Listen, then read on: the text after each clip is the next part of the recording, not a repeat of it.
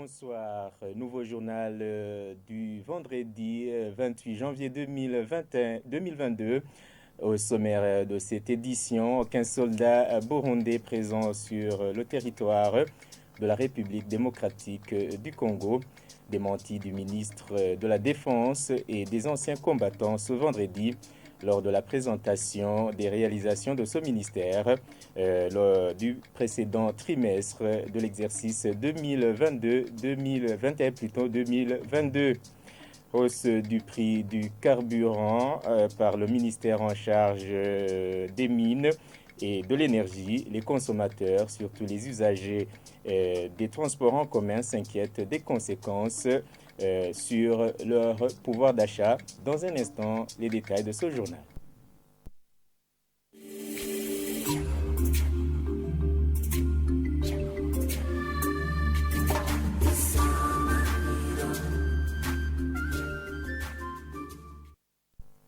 Bonsoir. Le Burundi nie la présence des soldats burundais sur le territoire de la République démocratique du Congo.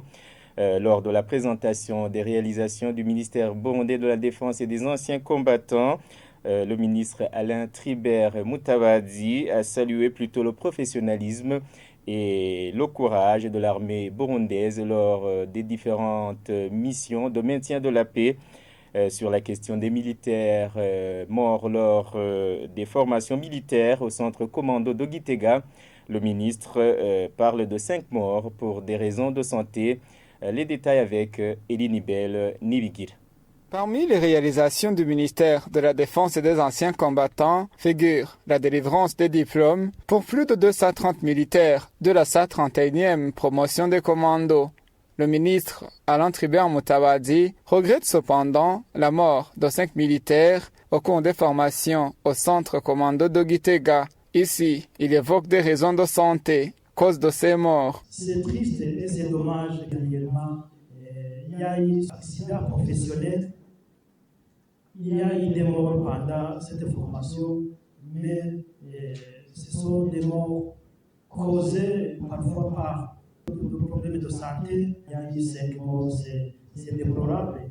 Et nous profitons de cette occasion pour dire condoléances aux familles éprouvées, mais aussi à la famille de la Force de défense nationale du Burundi. Ce ministre nie également les informations sur la probable présence des éléments de Force de défense nationale du Burundi en République démocratique du Congo. Selon lui, l'armée burundaise ne pourrait pas s'infiltrer dans ce pays en dehors de la loi. Ces informations sont très fausses et mal vérifiées parce que ce sont des informations qui circulent la plupart sur les réseaux sociaux. C'est le chantage de quelques groupes négatifs armés ou bien quelques autres politiciens, l'armée burundaise et l'armée congolaise.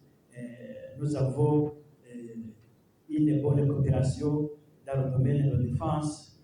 Nous avons des réunions qui se tiennent conjointement pour dire que les militaires ou nos troupes ne peuvent être présents sur le sol congolais sans qu'il y ait un consentement entre les deux pays.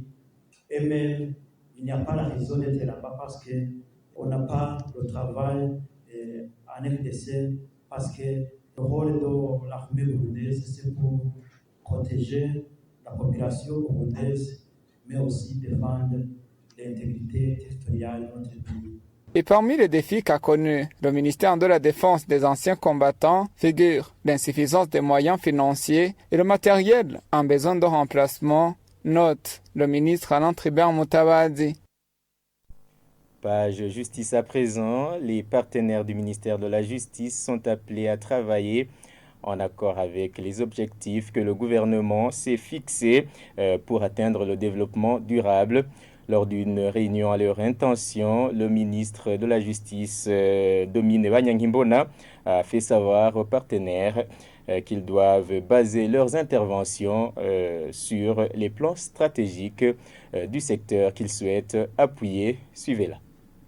Premièrement, depuis que j'ai été nommée comme ministre de la Justice, je n'ai pas encore eu l'occasion de faire une réunion avec les différents partenaires au développement qui interviennent dans le secteur de la justice. C'était alors une occasion de nous rencontrer dans le cadre de prise de contact.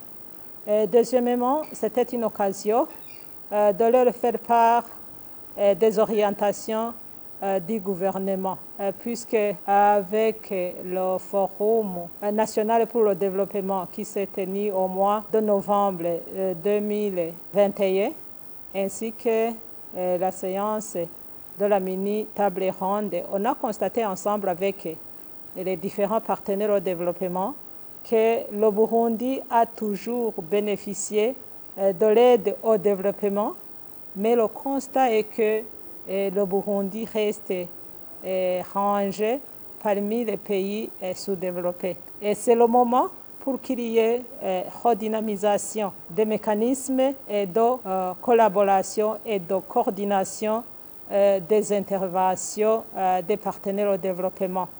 C'est pour cette raison qu'on s'est convenu de nous rencontrer pour aller dans ce sens, de redynamiser, d'arrêter les mécanismes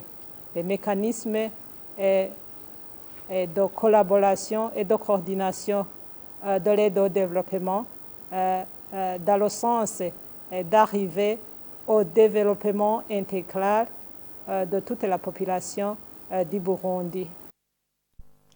Le gouvernement burundais a pris la mesure ce jeudi de hausser de 300 francs bout le litre de carburant, que ce soit le mazout, l'essence et le pétrole.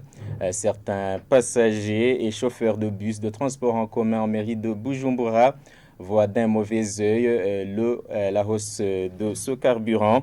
Les chauffeurs expliquent qu'ils vont devoir voir à la hausse le prix du ticket de transport pour éviter de travailler à perte.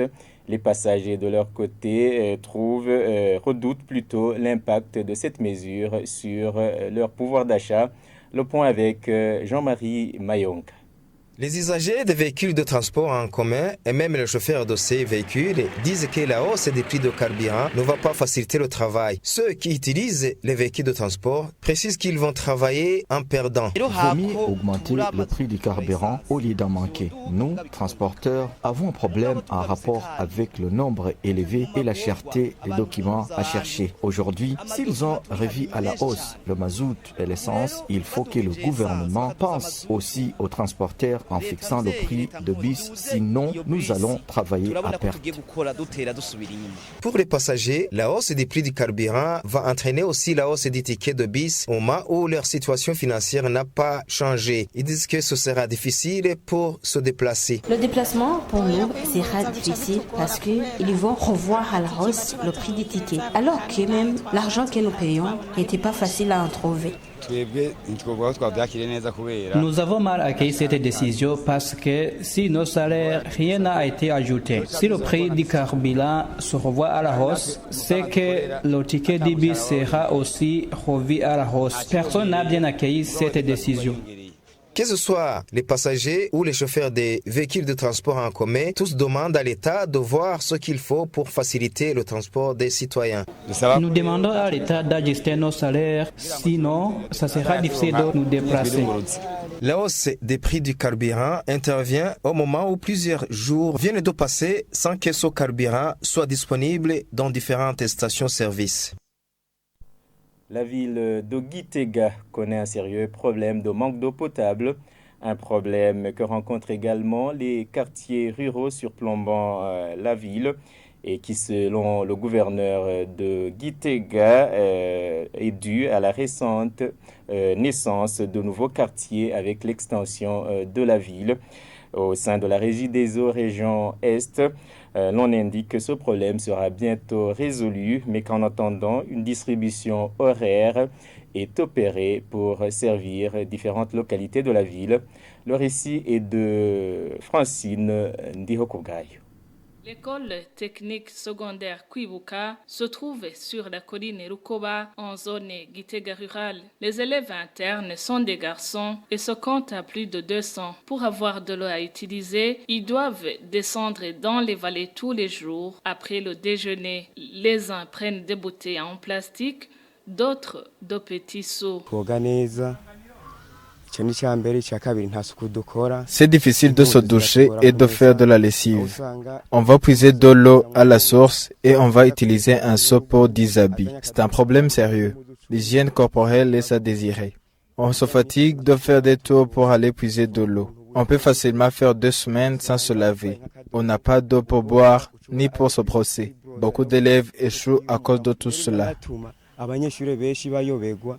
L'approvisionnement en eau potable coûte énormément cher à l'école, 800 000 francs chaque mois, d'après le directeur d'internat. Nous faisons puiser 25 bidons d'eau par jour. Un bidon coûte 250 francs. À l'approche de la saison sèche, vers le mois d'avril et mai, là, le bidon coûte 300 francs.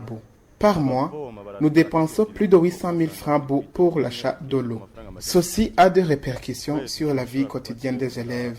À part d'étudier, ils doivent trouver le temps pour chercher de l'eau. L'école ne peut y arriver à elle seule. Non loin de l'école, la population environnante s'indigne également. Elle peut passer plus de 2 mois sans avoir aucune goutte d'eau dans leur robinet. Le gouverneur de la province Gitega, Venant Manirambona, indique que la naissance d'autres quartiers dans la capitale politique a aussi affecté le secteur d'approvisionnement en eau potable.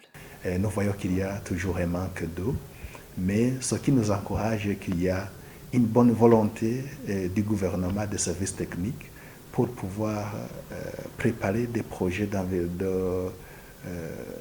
d'envergure pour produire beaucoup plus l'eau potable et faciliter la distribution. Et ici, je vous informe que la ville de Gitega est très vieille, de plus de 100 ans, pour dire que les infrastructures de production et de distribution de l'eau qui existaient sont débordés par la population qui est venue de la ville de Gitega, mais je suis sûr que le gouvernement et les services techniques sont prêts à travailler pour que d'ici peu, il y aura une quantité suffisante d'eau potable. Selon le responsable de la Régie des eaux région Est, Jean-Claude Manirakidza, les quartiers sont alimentés suivant des horaires précis pour qu'ils soient tous servis. Qu'aujourd'hui, on fait le rationnement au niveau des différents quartiers et on essaie de faire l'horaire. Donc on donne une fois dans 3 jours pour essayer de satisfaire toute la population de la ville de Gitega. Ce sont les quartiers qui sont difficilement alimentables en eau potable puisque il faut que l'eau ait une pression suffisante pour qu'elle puisse monter au niveau de ces quartiers. Mais on essaie de faire ce rationnement pour qu'on puisse satisfaire la population de ces quartiers suivant la production que nous avons. Ce responsable de la Régie des eaux région Est estime que le problème de manque d'eau pourra être résolu dans les prochains jours grâce à la construction des nouveaux forages et à un autre projet à long terme de traitement des eaux de la rivière Virunza. Et c'est par ce reportage sur la capitale politique Gitega que nous mettons un point final à ce journal. Merci pour votre aimable attention. Bonne suite des programmes sur la télévision Isanganiro. Au revoir.